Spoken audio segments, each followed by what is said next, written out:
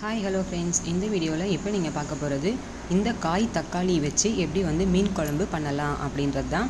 நிறைய பேருக்கு தெரிஞ்சிருக்கும், தெரியாதவங்களுக்காக நான் சொல்கிறேன். யூஸ்வலாக நம்ம மீன் குழம்புல கத்திரிக்காய் இல்லை முருங்கைக்காய் அந்த மாதிரி போட்டு நீங்கள் பார்த்துருக்கீங்க. இப்போ நல்ல சீசனாக இருக்கிற தக்காளி பார்த்திங்கன்னா நம்ம செடியிலேயே காய்ச்சது இந்த காய் தக்காளி. ஸோ அந்த காய் தக்காளியை வச்சு எப்படி இந்த மீன் குழம்பு பண்ணோம் அப்படின்றத உங்களுக்கு சொல்ல போகிறேன். ரொம்ப ஃப்ரெஷ்ஷாக நம்ம செடியிலேருந்து பறித்ததுனால ரொம்பவே டெண்டராக இருந்தது. அதாவது நிறைய இடத்துல உங்களுக்கு நல்லா பழுத்த தக்காளி தான் கிடைக்கும். அப்படியே நீங்கள் காய்கறி கடைக்கெல்லாம் போனீங்கன்னா தக்காளி இருக்கும்போதே உங்களுக்கு காய் தக்காளி நிறைய இடத்துல உங்களுக்கு கிடைக்கும். அந்த மாதிரி கிடைக்கும் போதே கூட நீங்கள் அப்படியே வாங்கி நீங்கள் யூஸ் பண்ணிக்கலாம். இது ஆல்ரெடி கொஞ்சம் ஸ்வீட்னஸ் இருக்கிறதுனால புளிப்பும் இந்த ஸ்வீட்டும் சேர்ந்ததுக்கப்புறம் அந்த காய் தக்காளி சூப்பராக இருக்கும். ஸோ இந்த காய் தக்காளி வச்சு நம்ம எப்படி குழம்பு வைக்கலாம் அப்படின்றதான் பார்க்க போகிறோம். இதில் பார்த்திங்கன்னா மீன் எந்த மீன் வேணால் நீங்கள் சூஸ் பண்ணிக்கலாம். இந்த மீன் தான் போடணுமா அப்படின்னு கிடையாது. ஸோ பார்த்திங்கன்னா இதுக்கு யூஸ்வலாக நம்ம வெங்காயம் எல்லாம் நறுக்கி போட்டிருக்கேன். இது நான் வீடியோ எடுக்க மறந்துட்டேன், சாரி ஃப்ரெண்ட்ஸ். ஒன்றுமே இல்லை.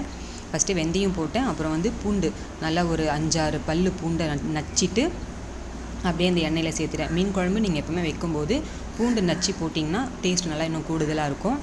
இதில் ஒரு பெரிய வெங்காயமும் 7-8 பல் பூண்டையும் நச்சு போட்டு அதுக்கு முன்னாடி கொஞ்சமாக 1/2 ஸ்பூன் அளவுக்கு வெந்தயம் ஆட் பண்ணியிருக்கேன். வேறு ஒன்றுமே இல்லை.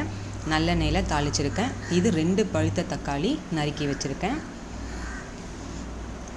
மீடியமான சைஸில் 2 எடுத்திருக்கேன். ஏன்னா புளி கொஞ்சம் கூடுதலாக நான் போட போகிறதுனால தக்காளியோட புளிப்பு கொஞ்சம் கம்மி பண்ணிக்கணுன்றதுனால 2 தக்காளி மட்டும்தான் ஆட் பண்ணிக்கிறேன்.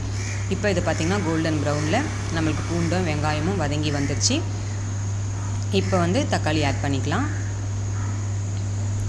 இது கூடவே நான் கல்லுப்பு ஃபஸ்ட்டே நான் போட்டுட்டேன். கல்லுப்பு போட்டதுனால சீக்கிரமாக நமக்கு வதங்கி எல்லாம் முடியும் அப்படின்றதுனால இப்போ தக்காளி போட்ட உடனே நம்ம இந்த காய் தக்காளியும் போட ஆரம்பிச்சிடலாம். அந்த தக்காளி கொஞ்சம் வதங்கிடட்டும். இது வேகக்கூடாது, ரொம்ப நேரம் வெந்துடக்கூடாது. அதனால் இது கொஞ்சம் தக்காளி எல்லாம் நல்லா வதங்கினதுக்கப்புறம் இந்த மாதிரி குத்தி விட்டு வதங்கிச்சான்னு பார்த்துருக்கோங்க. அதுக்கப்புறமேட்டுக்கு இந்த காய் தக்காளி நம்ம ஆட் பண்ணிக்கலாம். 2ஆக மட்டும் நறுக்கிக்கோங்க, பொடிசால நறுக்காதீங்க, ஏன்னா இது குழஞ்சிரும். அதே நேரத்தில் ரொம்ப சாஃப்டாக டெண்டராக இருக்கிற நான் சொன்ன மாதிரி ரொம்ப புதுசாக இருக்கிறதுனால தக்காளி சின்ன சைஸ் வேறு. இது இன்னொன்று செடியில் பெருசாகிறதுக்குள்ளே நான் மீன் வாங்கின உடனே அழகாக சூப்பராக இருந்துச்சுன்னு சொல்லி நானே பறிச்சுட்டு வந்துட்டேன். சரி, இந்த மாதிரி குழம்பு வைக்கலாம் அப்படின்னு சொல்லிட்டு. ஸோ இதில் பாருங்கள், இந்த இடத்துல நம்ம கத்திரிக்காய், நான் சொன்ன மாதிரி முருங்கைக்காய், அந்த மாதிரி உங்களுக்கு நிறைய பேர் காய் போட்டே மீன் குழம்பு வைப்பாங்க. நம்ம இந்த காய் தக்காளி இது வரைக்கும் பண்ணாதவங்களுக்கு தெரியட்டும் அப்படின்றதுனால, ப்ளஸ் இப்போ நல்ல சீசன் தக்காளி, அதனால் உங்களுக்கு காய் தக்காளியும் கிடைக்கும். அதனால தான் இந்த வீடியோ உங்களுக்கு போடுறேன். இப்போ குழம்பு பொடி பார்த்திங்கன்னா நம்மளுக்கு எவ்வளோ வேணுமோ அந்தளவுக்கு நான் இப்போ இந்த கடாயில் செய்ய போகிறேன். 3/4 பங்குக்காக 3 ஸ்பூன் அளவுக்கு நான் குழம்புத்தூள் ஆட் பண்ணிக்கிறேன். இப்போ புளி பார்த்திங்கன்னா இதான் நம்ம முதல்ல ஊற வச்ச சைஸு பார்த்திங்கன்னா இந்த கைப்பிடி அளவுக்கு, இந்த அளவுக்கு தான் ஊற வச்சுருந்தேன். இது ஊறினதுனால உங்களுக்கு நிறைய தெரிகிற மாதிரி இருக்குது, நல்லாவே ஊறிடுச்சு. ஸோ இதை கரைச்சிட்டு இந்த குழம்புல ஆட் பண்ணிக்கிறலாம். நான் சொன்ன மாதிரி அந்த காய் தக்காளி வேகக்கூடாது ரொம்ப. ஏன்னு பார்த்தீங்கன்னா குழம்பு மீன் வேகும் பாருங்கள், அந்த டைம்லேயே இந்த காய் தக்காளியும் வெந்துடும். மறுநாள் நீங்கள் குழம்பு எடுக்கும்போது செய்யும்போது அந்த தக்காளி உங்களுக்கு முழுசாக இருந்தால் தான் உங்களுக்கு சாப்பிட நல்லாயிருக்கும், இல்லைனா குழம்போட குழஞ்சி போயிடும்.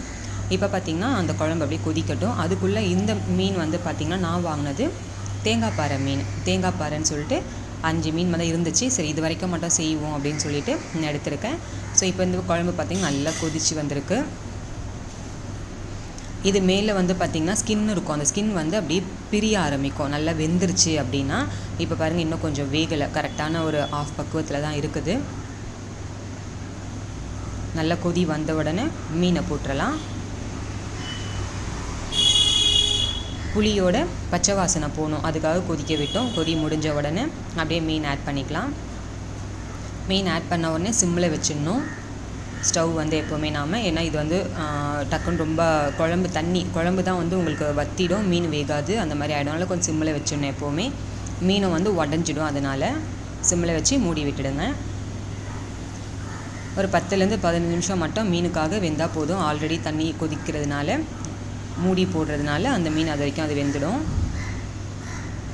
இப்போ பார்த்திங்கன்னா திருப்பி நல்லா கொதி வந்திருக்கு. எண்ணெய் பிரியணும் குழம்புல, எண்ணெய் பிரிஞ்சால் தான் குழம்பு ரெடின்னு அர்த்தம். இங்கே பாருங்கள், எண்ணெயும் பிரிஞ்சு வந்துருச்சு. தக்காளி பாருங்கள், மேலே அது தோலும் ஸ்கின் அவுட் ஆகிடுச்சு பார்த்திங்களா.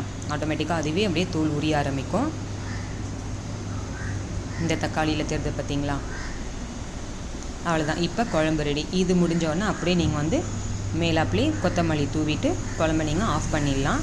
எப்போவுமே மீன் குழம்பு வச்சிங்கன்னா உடனே சாப்பிடக்கூடாது. கொஞ்சம் டைம் கொடுத்தீங்கன்னா தான் அது நல்லா உங்களுக்கு மீன் ஊறியிருக்கும், குழம்பும் நல்லாயிருக்கும். அவ்வளோதான் ஃப்ரெண்ட்ஸ், குழம்பு ரெடி. தேங்க்ஸ் ஃபார் வாட்சிங்.